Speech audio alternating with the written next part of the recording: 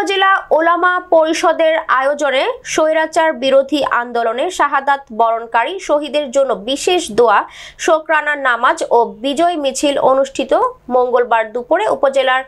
চন্দ্রা ত্রিমুর এলাকায় উপজেলা ওলামা পরিষদের আয়োজনে স্বৈরাচার বিরোধী আন্দোলনে শাহাদাত বরণকারী শহীদদের জন্য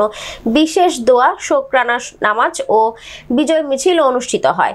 এই সময় প্রধান অতিথি হিসেবে উপস্থিত ছিলেন কেন্দ্রীয় বিএনপির নির্বাহী সদস্য কালিয়াকৈর পৌরসভার মেয়র মজিবুর রহমান। অন্যান্যদের মধ্যে বক্তব্য রাখেন কালিয়াকৈর পৌরসভার ৪ নং ওয়ার্ড কাউন্সিলর সাইফুল ইসলাম, কালিয়াকৈর উপজেলা ওলামা পরিষদের সভাপতি মুফতি এমদাদুল হক, ওলামা পরিষদের সাধারণ সম্পাদক আমিনুল ইসলাম আমিনী, কালামপুর দক্ষিণ পাড়া বাইতুর মামুর মসজিদের ইমাম মাওলানা শফিউদ্দিন সহ ওলামা পরিষদের নেতৃবৃন্দ।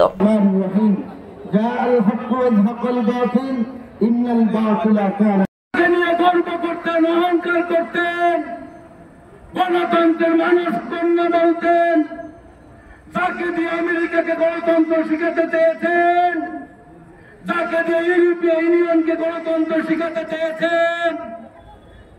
হিটলারের চাইতেও তাকে বেশি শক্তিশালী মনে করতেন এবং 90 মান মুসলমানের দেশে আলেমদেরকে হত্যা করে লাশ গুম করে গর্ব করতে, অহংকার করতে।